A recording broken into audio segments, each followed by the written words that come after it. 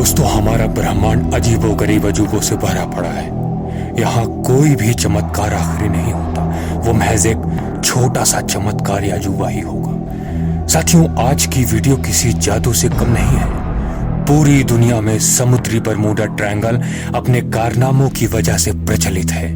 जी हाँ, आज हम बरमूडा ट्रायंगल के बारे में बात करेंगे। बरमूडा ट्रायंगल उत्तर पश्चिम अटलांटिक महासागर का एक क्षेत्र है जिसमें कुछ गतिविधियां ऐसी होती हैं जो पैरानॉर्मल या प्रकृति से परे है। कई लेखकों द्वारा अलग अलग घटनाओं के अलग अलग मत दिए गए हैं। कहते हैं कि बरमूडा के आसपास या ऊपर से गुजरने वाले वायुयान या जलयान उसी में समा जाते हैं। आज तक जितनी भी घटनाएं ऐसी हुई हैं, उनमें से एक भी तिनका वापस नहीं आया, चाहे वो इंसान का हो या फिर कोई मशीन। किसी वैज्ञानिक ने इसे प्राकृतिक घटना यानी चुंबकत्व के गुण को प्राथमिकता दी है, तो किसी ने कहा है कि वह कोई अप्राकृतिक शक्ति है।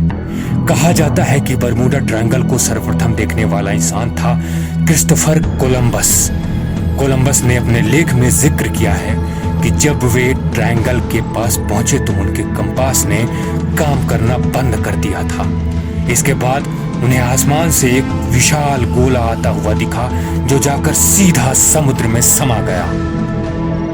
1850 से 60 के बीच में मैरी सेलेस्टी नाम का एक व्यापारिक जहाज बरमूडा ट्रायंगल क्षेत्र में लापता हो गया। वो जहाज 4 दिसंबर 1872 को अटलांटिक महासागर में पाया जाता है। इस जहाज के यात्री और कर्मचारियों का कोई पता नहीं चला। अफवाह ये उड़ी कि जहाज समुद्री डाकुओं द्वारा लूट लिया गया होगा, लेकिन जहाज में कीमती सामानों के सुरक्षित पाए जाने पर डाकुओं द्वारा जहाज को लूट लिए जाने की बात की पुष्टि नहीं हो पाई। 5 दिसंबर 1945 ये वही दिन था जिसमें बरमूडा ने विश्व को अपने होने का एहसास कराया था। अमेरिका नेवी के 5 पायलट अपनी ट्रेनिंग के दौरान बरमूडा ट्रायंगल की ओर से निकल रहे थे।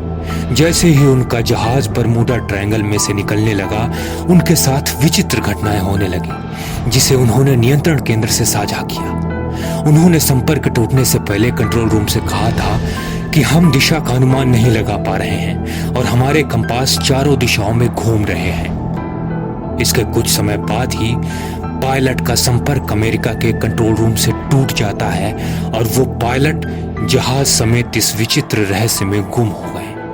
मैरी सेलेस्टी जहाज की तरह ही 1881 में एलिन ऑस्टिन नाम का एक जहाज बरमूडा आकर गायब हो गया।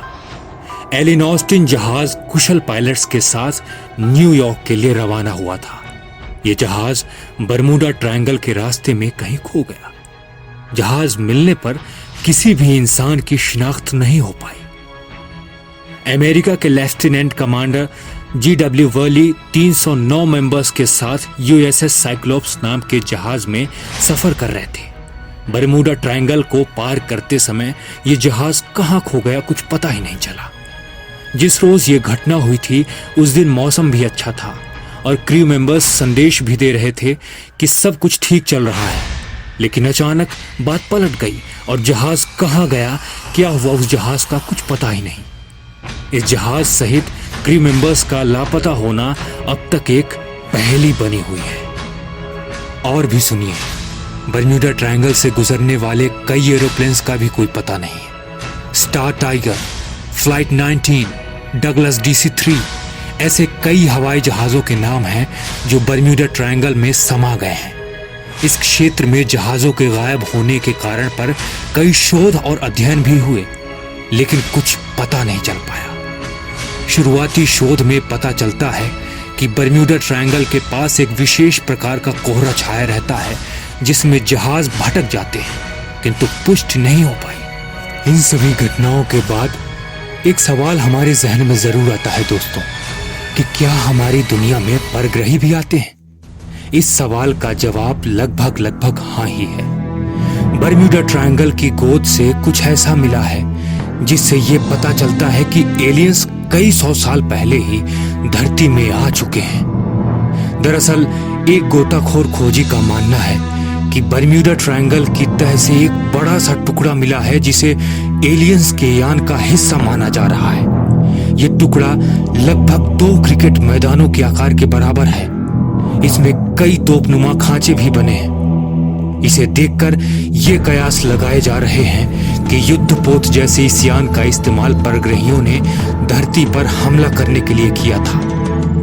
कुछ विद्वानों का ये भी कहना है कि इस क्षेत्र में एलियंस का रिसर्च सेंटर है, क्योंकि एलियंस को बाहरी दुनिया के लोगों का इस क्षेत्र में प्रवेश पसंद नहीं है, इसलिए इस तरह की घटनाओं को वो अंजाम देते हैं। साथियों, अगर वीडियो पसंद आई हो तो सब्सक्राइब जरूर करें।